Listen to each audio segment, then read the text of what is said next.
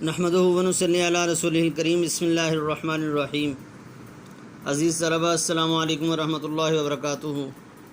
آج کی اس ویڈیو کے اندر ہم سبق نمبر 6 اردو ادب میں عید الفطر جو کہ حصہ نثر کا سبق نمبر 4 ہے، اس کا بقیہ حصہ پڑھنا شروع کریں گے۔ صفحہ نمبر 43 پیج نمبر 43 اس کی پہلی 3-4 لائنیں ہو چکی تھیں، اور آج ہم اس سے اگلا پیراگراف، اسی صفحے کا پہلا پیراگراف یہاں سے پڑھنا شروع کریں گے۔ ان نثر پاروں کے اثرات ہماری شعری روایات پر بھی پڑے ہیں۔ حالی کی نظم توہنیت عید الفطر، حالی کی نظم توہنیت کہتے ہیں مبارک۔ توہنیت عید الفطر میں خوشی کے جذبے کی عکاسی کے علاوہ عید کو مذہبی اقدار سے بھی ہم آہنگ کیا ہے۔ عکاسی تصویر کشی، تصویر کھینچنا، منظر بیان کرنا، ہم آہنگ کرنا، ساتھ ملانا۔ اب آگے حالی کی مولانا الطاف حسین حالی رحمۃ اللہ علیہ کی نظم کا یہ جو توہنیت عید الفطر نظم ہے، اس کا ایک بند بیان کر رہے ہیں۔ ماہ صیام گیا اور روز عید آیا، خوشی کی عید کا حق ہر کوئی بجا لایا۔ ماہ صیام رمضان کا مہینہ، روز عید عید کا دن، خوشی کی عید کا حق ہر کوئی بجا لایا۔ بجا لانا، پورا کرنا۔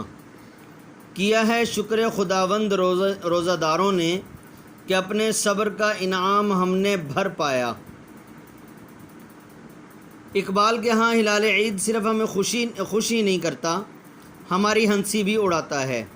یتیموں کی عید کے بارے میں بھی اقبال اس رویے کی عکاسی کرتے ہیں جس پر نثر نگار بھی خامہ فرسائی کرتے رہے۔ خامہ فرسائی کرنا، تحریر کرنا،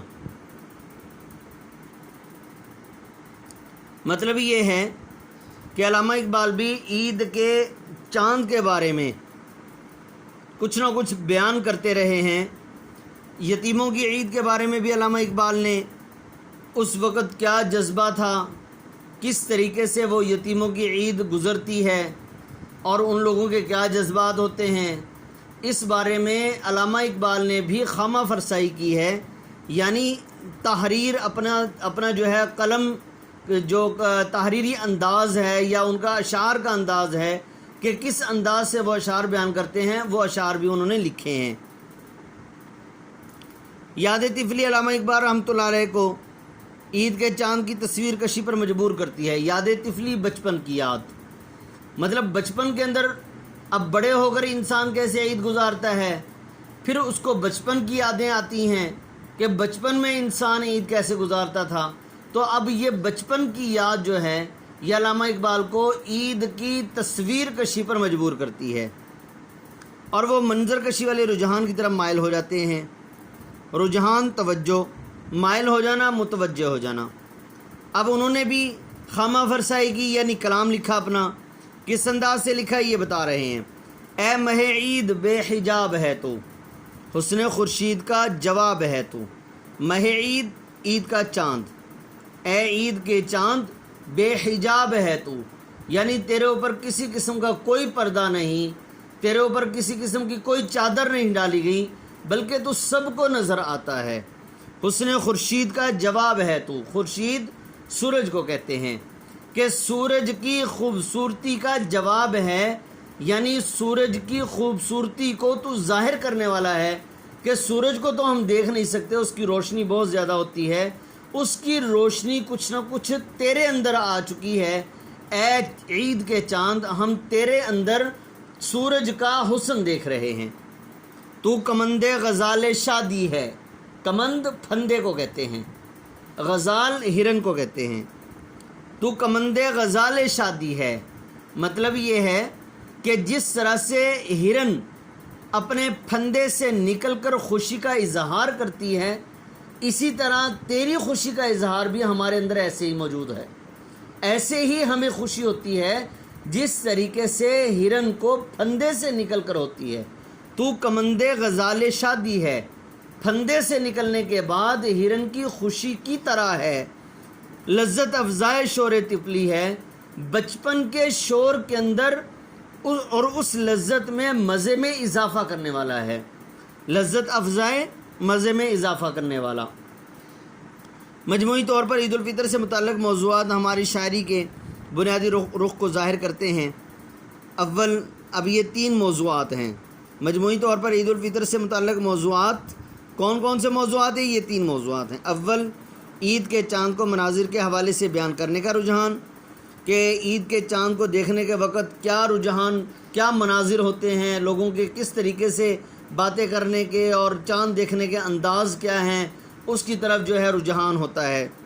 نمبر 2، عید کو داخلی مسرت اور خارجی حالات سے منسلک کرنے کا رویہ، کہ عید کو جب عید کا دن آتا ہے یا عید کا چاند نظر آتا ہے، لوگوں کے اندر خوشی کے کس طرح کے جذبات ہوتے ہیں، یا لوگوں کے باہر کے حالات کس طرح ہیں مالی طور پر، اور اسی طرح جو ہے معاشرے کے اعتبار سے، اور پھر ملکی سطح پر، اور پھر جو ہے کچھ لوگ بیماری کے اندر مبتلا ہوتے ہیں، کوئی کس طرح کی پریشانی میں مبتلا ہوتا ہے۔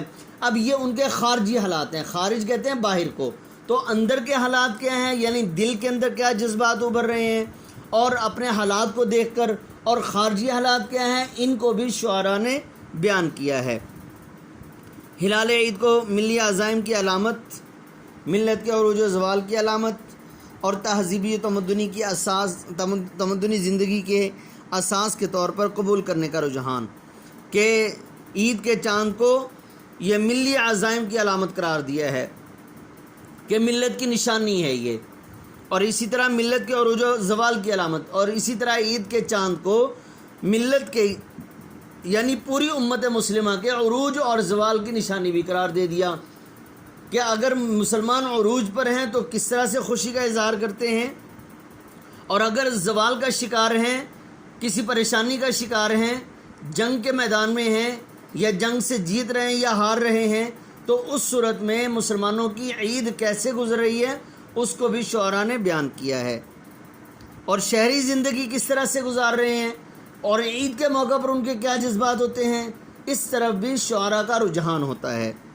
حفیظ جلندری نے کیا بیان کیا، دیکھیں، چاند جب عید کا نظر آیا ہے، چاند جب عید کا نظر آیا، حال کیا پوچھتے ہو خوشیوں کا، آسماں پر ہوائیاں چھوٹیں، نوبتیں مسجدوں میں بجنے لگیں، نوبتیں نقارے، نقارے کاف نقطوں والے کے ساتھ ہے گا، نقارے یہ لکھا ہوا کتاب کے اندر، نقارے مطلب یہ ہے نوبتیں مسجدوں میں بجنے لگیں۔ پہلے زمانے میں روزے وغیرہ کے یا نماز کے اعلان کے لیے اذان تو ہوتی تھی، لیکن اذان سے پہلے بھی یہ احادیث کے اندر آتا ہے کہ جب اذان جو ہے شروع نہیں ہوئی تھی، اس وقت مشورہ ہوا صحابہ اکرام کے درمیان کہ کس طریقے سے لوگوں کو بلایا جائے، تو نقارہ ڈھول کی طرح کا بڑا سا ایک آلہ ہوتا ہے، اور اس کو بہت زور سے بجایا جاتا ہے، اور آج کل بھی بعض جگہوں پر اس طرح کی چیزیں موجود ہیں، جس طرح دف ہوتی ہیں، دف ٹائپ یہ بہت بڑا یوں سمجھ لیں ڈھول ہوتا ہے، تو مسجدوں کی چھتوں پر رکھا کرتے تھے۔ روزے کے بند ہونے کا یا روزے کے کھلنے کا، سحری اور افطاری کا اعلان کرنا ہے تو وہ نقاروں کے ذریعے سے کیا جاتا تھا۔ نوبتیں مسجدوں میں بجنے لگیں، شکر سب خاص و عام کرنے لگے، اور باہم سلام کرنے لگے۔ عبد المجید سالک نے کیا کہا، ہلال عید کی گردوں پہ آمد ہے، گردوں آسمان کو کہتے ہیں، جو راحت نظر امت محمد ہے صلی اللہ علیہ وسلم، یعنی عید کے چاند کی آسمان پہ آمد ہے، جو محمد صلی اللہ علیہ وسلم کی امت کے لیے یہ راحت اور سکون کا سبب ہے۔ ہزار شکر کے مسلم ہیں شاد آج کے دن، شاد خوش، سبھی جہاں ہیں جہاں میں بامراد ہیں آج کے دن، سبھی جہاں میں ہیں بامراد آج کے دن، یعنی اپنی مراد کو پہنچنے والے۔